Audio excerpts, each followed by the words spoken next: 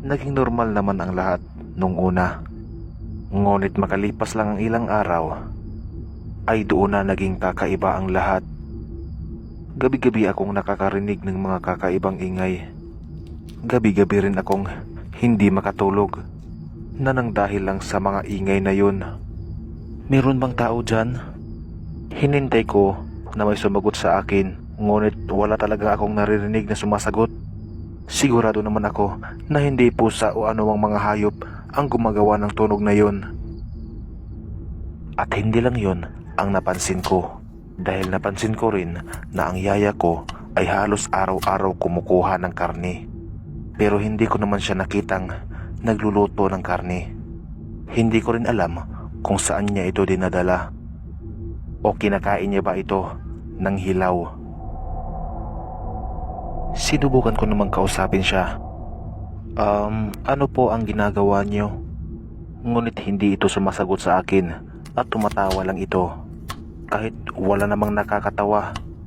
Kaya't minabuti ko na lang na umiwas sa kanya, dahil may daladala siyang kutsilyo at para bang isang gutom na hayop na naghahanap ng pagkain.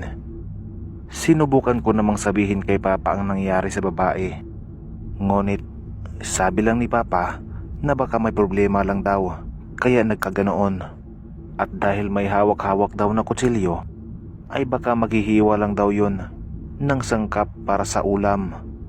Sinubukan ko namang paniwalaan si Papa, ngunit kakaiba talaga ang pakiramdam ko sa babaeng yun. Lumipas pa ang ilang mga araw. Nakita sa aming lugar ang mga patay na mga hayop, katulad na lamang ng mga kalabaw, mga baboy, at ang mga manok. Lahat sila ay wala ng mga lamang loob, at hindi pa rin alam kung sino ang may gawa. Nang lumipas ang ilang gabi ay kami lang dalawa ng yaya ko ang magkasama sa bahay. Dahil hindi pa nakauwi si Papa, ngunit sa kalagitnaan ng aking pagtulog ay bigla na lang akong nagising. Mga alauna ito ng madaling araw. Napatayo ako sa aking hinihigaan, dahil para bang may tao sa labas ng aking kwarto. Nang tumingin ako sa pintuan ay bigla na lang tinulak ang pintuan ng aking kwarto, na para bang gustong-gusto niya na pumasok sa loob. Dahil sa takot ko ay nagtago ako sa ilalim ng aking kama.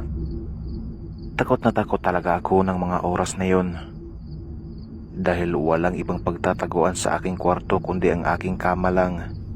Narinig ko na palakad-lakad ito sa labas ng aking kwarto, ngunit hindi ko alam kung sino ang tao na ito, kaya minabuti ko na silipin ito sa bintana. Ngunit nagulat ako sa aking nakita. Nakita ko ang yaya ko.